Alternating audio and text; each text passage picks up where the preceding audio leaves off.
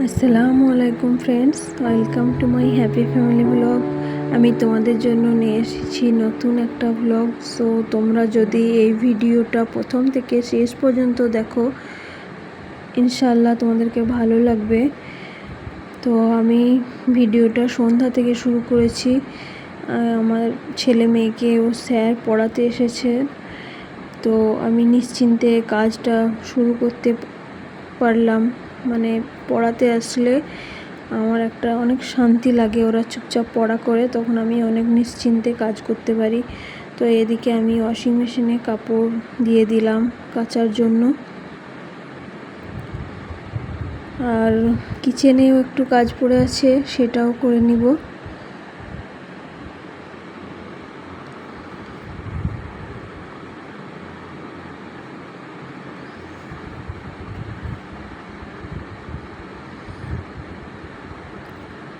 তো এখানে আমার কাপড়গুলো কাচা হয়ে গেছে, আমি কমফোর্টে ডুবিয়ে রাখবো, তাই কমফোর্টটা দিয়ে দিচ্ছি। কমফোর্টে ডুবিয়ে কিচেনের বাকি কাজগুলো আমি সেরে নিচ্ছি।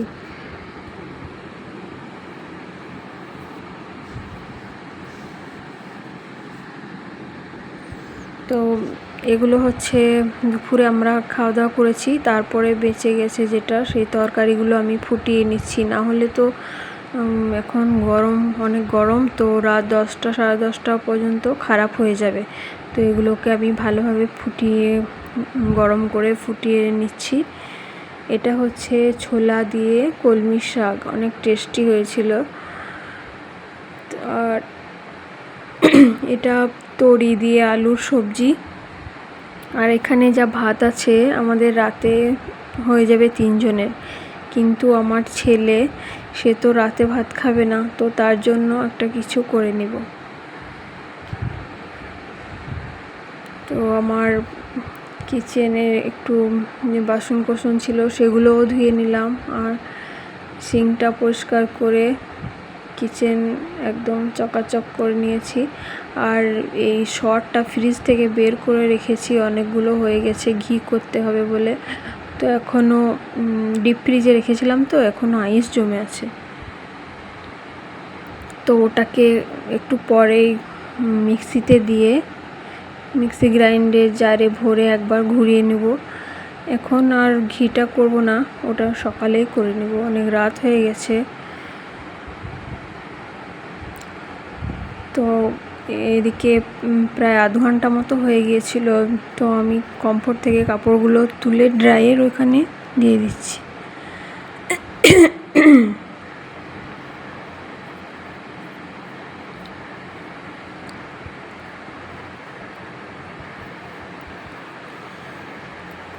তো কাপড় ড্রাই হয়ে গেলে, ড্রাই করে নেওয়ার পরে তো একটু হাওয়াতে দিলেই হয়ে যায়, এত রোদে শুকাবারও দরকার হয় না।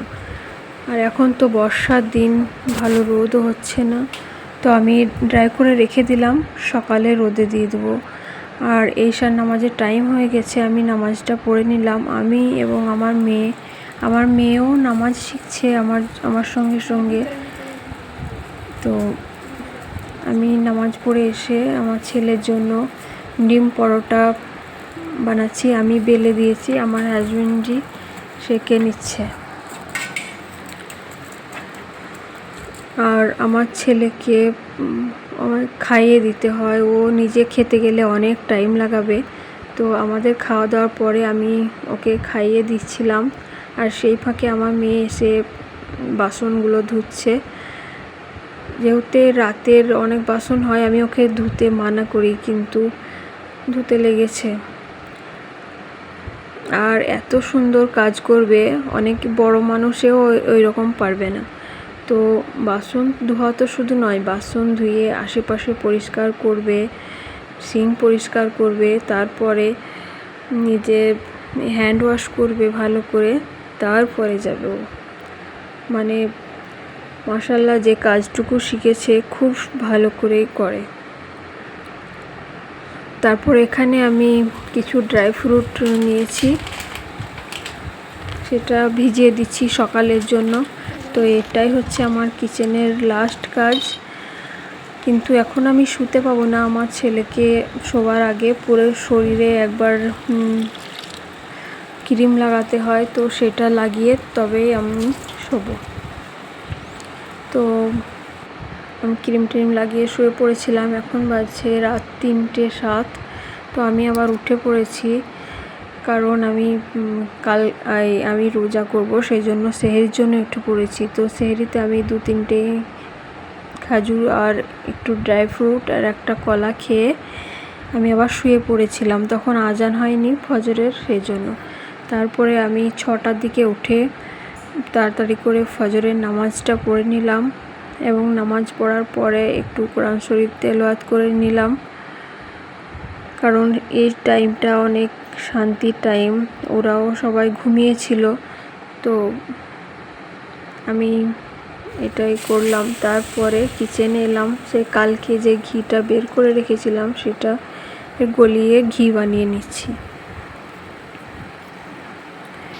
ঘরের ঘি বানালে মজাই তার আলাদা, অনেক ভালো লাগে। আর স্মেলটা খুব সুন্দর আসে বাইরে কেনার থেকেও। এখানে আমার প্রায় 250 মতো ঘি হয়েছিল।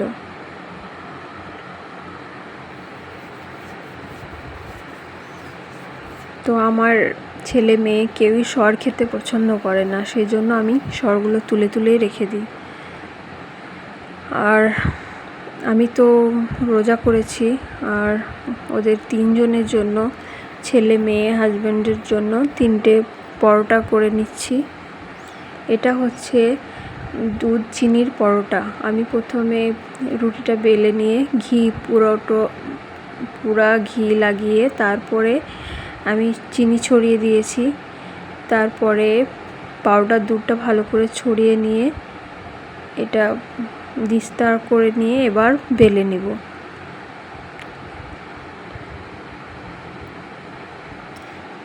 এটা বাইরে দিয়ে কিছু বেরিয়ে আসে না, একটু হালকা হালকা করে বেলে নিলে খুব সুন্দর হয়।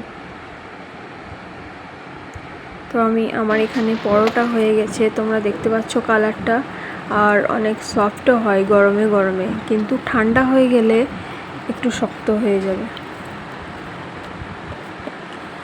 তারপরে আমি চলে এসেছিলাম, আমার হাজব্যান্ডের সঙ্গে এসেছি এখানে ক্যান্টিনে, সিএসডি ক্যান্টিন। তো এটা হচ্ছে ব্যারাকপুরের সিএসডি ক্যান্টিন। আমার মনে হলো এটা আমি কোনোদিন ভিডিওতে শেয়ার করিনি। ক্যান্টিন তো শেয়ার করেছিলাম, আমি যেখানে জম্মুতে আগে থাকতাম ওখানের কোয়ার্টারের ক্যান্টিন আমি অনেকবার শেয়ার করেছি। তো এখানে পুরো ব্যাগ ভর্তি, আর এগুলো হচ্ছে সাবান, শ্যাম্পু, তেল, ফেস ওয়াশ, এদিকে সব রাখা আছে।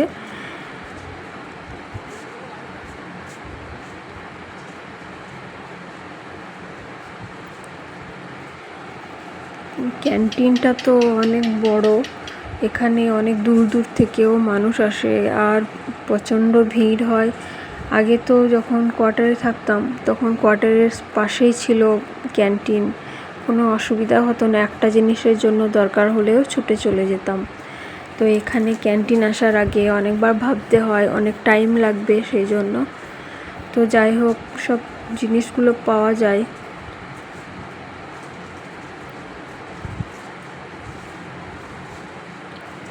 এদিকে সব দেখতে পাচ্ছ। আমি একটা নবরত্ন তেলও নিয়ে নিয়েছি।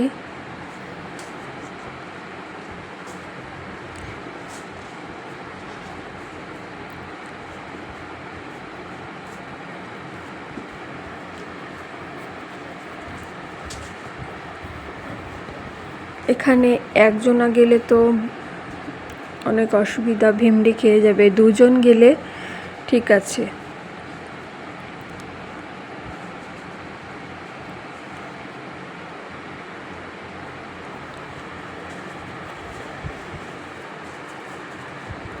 তো আমাদের সব সামান কেনা হয়ে গেল। আমার হাজব্যান্ডজি তো কাউন্টারে দাঁড়িয়ে আছে, আর আমি আরেকবার চেক করে নিচ্ছি কোনটা বাদ চলে গেছে, তো দেখে নিচ্ছি। দেখলাম গ্লুকন-ডিটা নেওয়া হয়নি, তো গ্লুকন-ডিটা আবার উঠিয়ে নিলাম।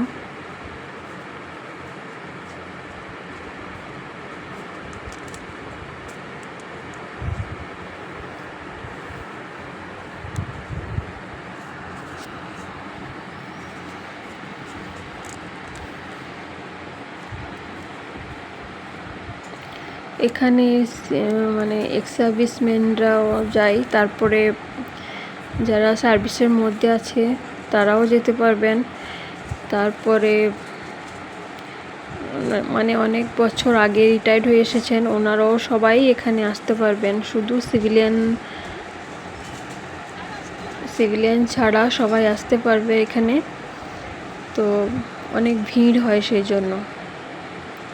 আর সবাই এত সামান কিনে এখানে মনে হয় যেন ফ্রিতে দিচ্ছে। তো কাউন্টারে অনেক ভিড়, অনেকগুলো ক্যাশ কাউন্টার আছে, তার সত্ত্বেও অনেক ভিড়। আর আমি এখানে একটা ঘড়ি চয়েস করছিলাম মেয়ের জন্য, পিঙ্ক কালারের এই ঘড়িটা। তারপরে আবার এটা নিলাম না, কারণ আমার মেয়ে তো সিম্পল পছন্দ করে, সেই জন্য আমি নিইনি। আর এদিকে আছে সানগ্লাসগুলো তো দাম দেখে অবাক হয়ে যাচ্ছিলাম। আর আমি এই নেল পলিশ আর এই ঠোঁট পলিশটা নিলাম। তো আমাদের কেনাকাটা হয়ে গেছে, এবার ব্যাগে মানে গুছিয়ে ব্যাগে ভরতে হবে, অনেক সামান হয়ে গেছে।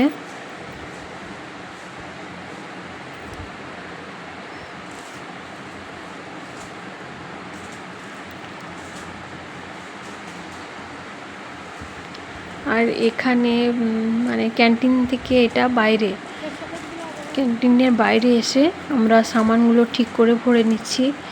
এখানে সব লকার আছে, এই লকারে ব্যাগ রাখতে হয়।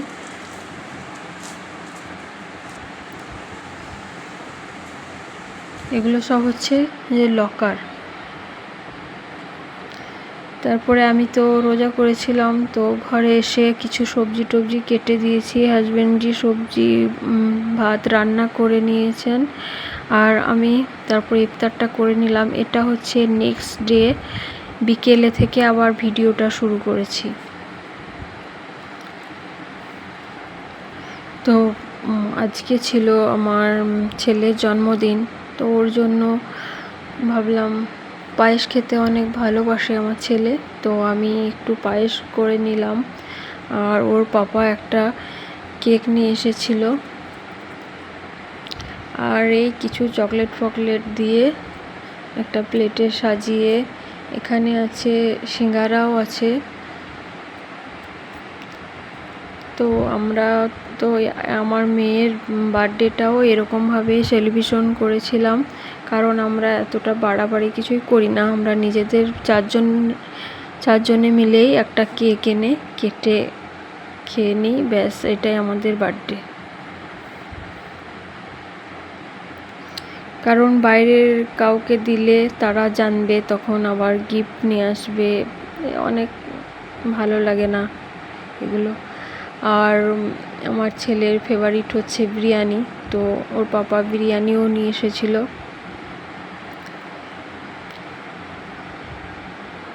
তো 2 প্যাকেট বিরিয়ানিতে আমাদের 4 জনের ভালোভাবে হয়ে যাবে।